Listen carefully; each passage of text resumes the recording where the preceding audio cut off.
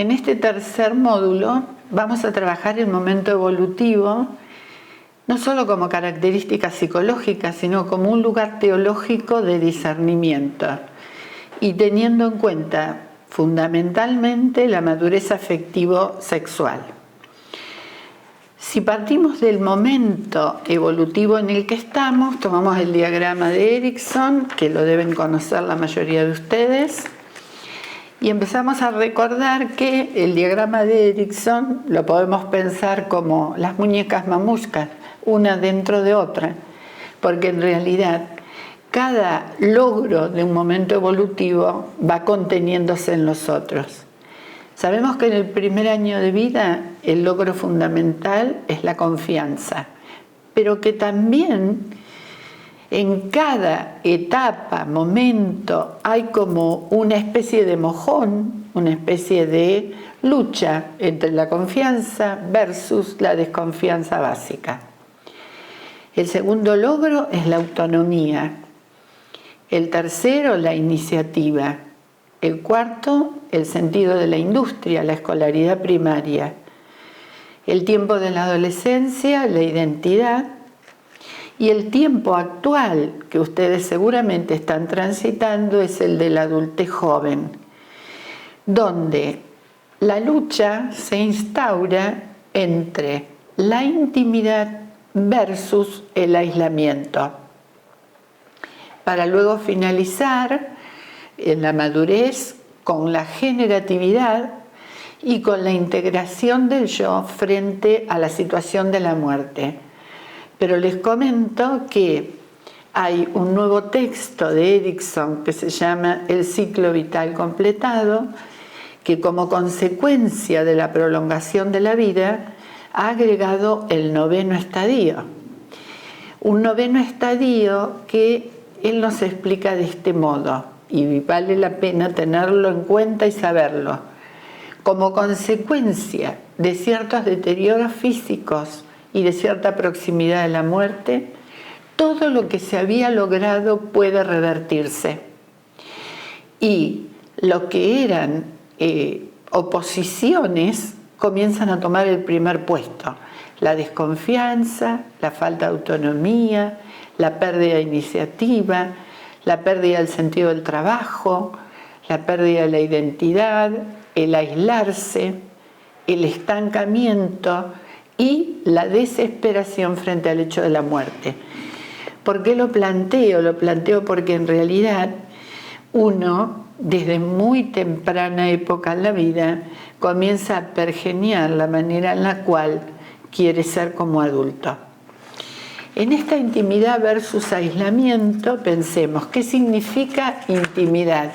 Muchas veces confundimos intimidad con sexualidad, intimidad con genitalidad, y la intimidad en este tiempo es la posibilidad de tener comunidad de objetivos, es la posibilidad de no aislarse. Y el desarrollo psicosexual es la genitalidad, por eso todo el tema de la madurez afectivo-sexual tiene un peso relevante en este momento. La crisis en lo psicosocial, lo que termino de explicar, la intimidad versus el aislamiento, ¿no? ¿Cuáles son las relaciones más significativas? La amistad, el sexo, la comparación y la competición. Las fuerzas básicas, el amar. Pero también hay patologías básicas que son las antipatías o la búsqueda de exclusividades a las que tenemos que estar particularmente atentos. Los principios relacionados con lo social, las pautas de competición y cooperación. Y a su vez lo que nos dice Erikson hay que se presentan ritualizaciones y ritualismo. Las ritualizaciones son filiativas, es decir, todo aquello que uno quiere ir dejando a la gente más joven.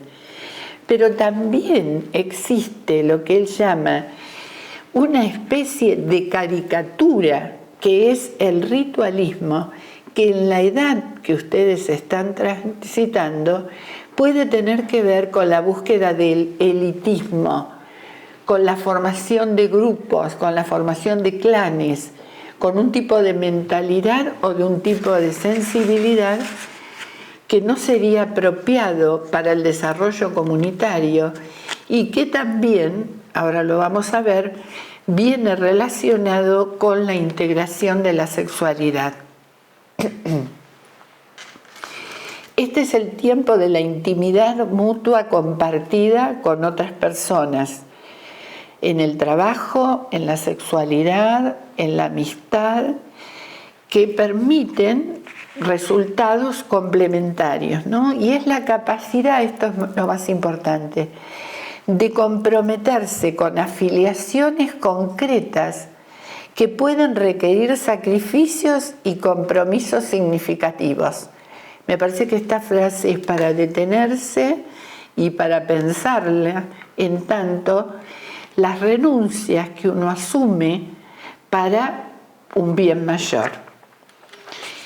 Pensemos que, entonces, quedó claro, el ritualismo es una caricatura no productiva y a veces el rechazo a los demás solo habla del temor al propio rechazo.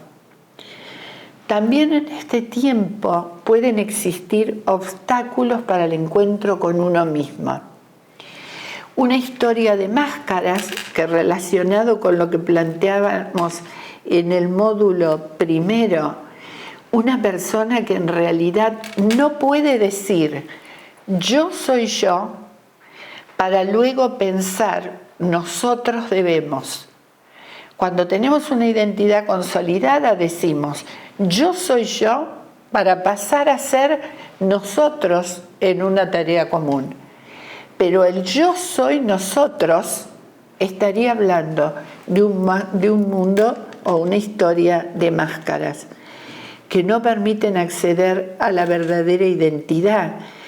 Sería como decir personas con mucha inferioridad que de pronto, por el hecho de sentirse elegidos por Dios, es como que ya sienten que su inferioridad ha sido superada. Esto es sumamente delicado.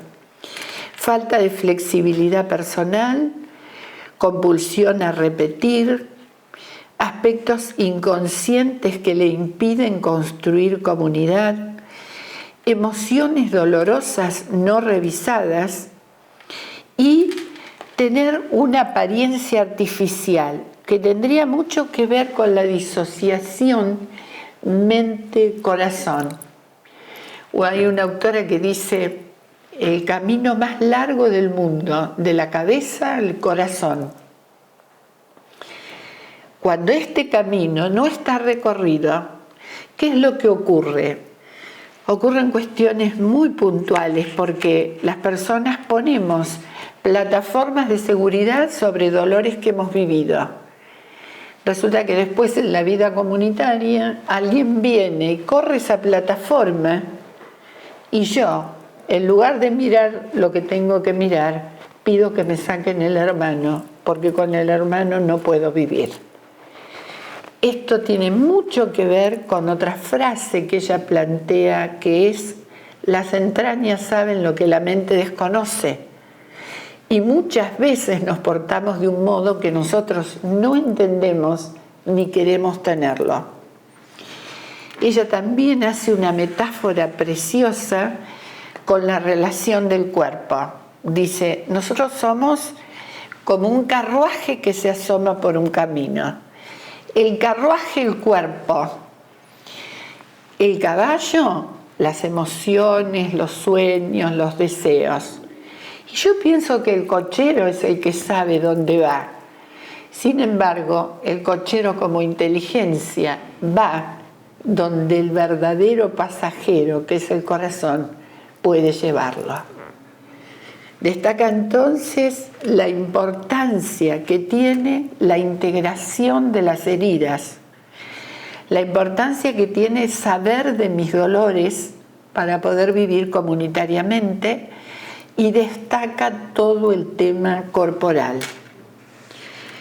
Ahora bien, con respecto a la madurez afectiva sexual, nosotros dijimos recién, tiene que ver con la estructura de la subjetividad de cada uno. ¿Por qué? Porque no todos tenemos la misma posibilidad sublimatoria. No, digamos, es como que en realidad va muy relacionado con el modo de ser, con lo orgánico, no todos tenemos la misma posibilidad de sublimación.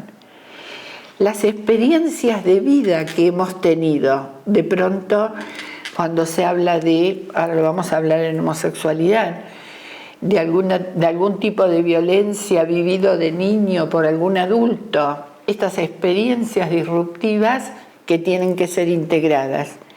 Y a su vez, ¿cómo confrontamos esa personalidad, esas experiencias de vida con el carisma y la identidad salesiana? Porque por otra parte, las exigencias en el campo de trabajo con los jóvenes exigen de manera particular una profunda madurez afectivo-sexual.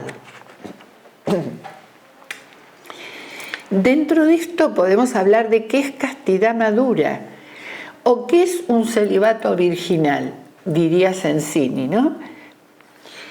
La castidad madura nos podemos aproximar y definirla así. Es un aspecto esencial en las vivencias de racionalidad, sexualidad y espiritualidad, que ha sido descubierta como camino de amor y de entrega, y de una práctica de la integralidad humana y cristiana. Pero la castidad madura es por sobre todas las cosas una manera de relacionarse y no la expresión de limitaciones o renuncias únicamente. En todo el desarrollo afectivo sexual intervienen el temperamento de cada uno, el repliegue sobre sí mismo, el famoso autocentramiento de Francisco, o la búsqueda de satisfacción inmediata, que llevaría ante la imposibilidad sublimatoria a las compensaciones a un celibato no virginal. La castidad madura tiene que ser resignificada como solidaridad, como compasión, como no violencia, como la posibilidad de vivir pacíficamente como parte de un compromiso asumido. Esta castidad madura, que tiene que ver con el celibato virginal, cuenta con la capacidad de sublimación. Insisto, no todos tenemos la misma capacidad sublimatoria y de eso tenemos que ser sumamente conscientes y no verlo. Tal vez afecta o fragiliza la motivación, pero no es un problema personal, es una realidad sexual y corporal. La sublimación la podemos explicar como pensando lo siguiente: la afectividad no crece de manera lineal, hablábamos de epistemología de complejidad, cuenta con la mediación espiritual y con lo psicoafectivo. Pero miren, es sumamente importante para poder lograr la sublimación integrar la dimensión dependencia-independencia. Pareciera que donde hay exceso de dependencia hay imposibilidad de una tarea sublimatoria. Por eso, cuando hablamos de la teoría de Esquirol con su teoría del amparo nos dice que la comunidad tiene que volver a valorar la interdependencia como tal, como condición de salud mental. La sublimación tiene que ver con personalizar el propio cuerpo y tiene que ver con subordinar la satisfacción del placer inmediato a los valores superiores. Por eso tiene mucho que ver con la capacidad de no necesitar de manera inmediata la satisfacción. Ahora después vamos a ver las compensaciones. la capacidad de aplazamiento en función de. Y aquí yo les transmito unas palabritas que dice Freud en una carta que escribe el 29 de agosto de 1883, que dice: esta costumbre de suprimir permanentemente nuestras pulsiones naturales nos da el carácter del refinamiento, asociado a delicadeza, claro, a un espíritu fino, a no cualquiera, ¿no? Que eso también uno tiene que animarlos a que no cualquiera puede abrazar una vida como la que ustedes van a abrazar. No cualquiera tiene esa delicadeza de espíritu, por lo tanto hay que volver a recobrar el orgullo del refinamiento, de la delicadeza, de la ternura, en un mundo que en realidad lo desvaloriza cada vez más. Se trata de lograr un equilibrio estratégico e inestable. Cencini reconoce la radicalidad del esfuerzo de la no satisfacción del instinto genital. Y recordemos la diferencia entre sexualidad y genitalidad. Significa que al decir que no al ejercicio de la genitalidad, estamos renunciando a mucho más, a una compañía particular, a la aceptación, a ser parte del otro, a la complementariedad. Pero en realidad tenemos que ver que esta renuncia no nos lleve a ser personas que acumulan cosas, contactos, sobre todo online, poco sociables, rígidos, autoritarios, ¿sí? Que en realidad quieren convencerse de que no necesitan a nadie. Personas obsesionadas con la salud, y volvemos al otro tema, desalineadas, descuidadas, abandonadas como tal. Dentro de lo que es el celibato está el transgresivo y está el celibato consentido, pero en el medio hay una manera de un celibato técnico que en realidad es muy mediocre y busca compensaciones en la masturbación, en la utilización de pornografía, etc. Y dos palabritas más acerca de la homosexualidad. En realidad, con todo el respeto por las personas que poseen esta indicación, esta orientación, con todo el respeto, lo que más hay que cuidar es que cierto modo de vivir la propia sexualidad u homosexualidad pueda convertirse en un hecho de poder, de mentalidad o en un tipo de sensibilidad. Dentro de las, en realidad, que tienda a imponerse en la línea del poder. Pensemos que hay, según Cencini, dos tipos de homosexualidades. La primera, mucho más vinculada a lo estructural y relacionada con la consolidación de la sexualidad en una etapa temprana de vida, que es egosintónica. ¿Qué quiere decir? Aquella en la cual el individuo no ve la dificultad, pero él nos dice que la experiencia nos muestra que es muy frustrante para una persona con una homosexualidad estructural permanecer.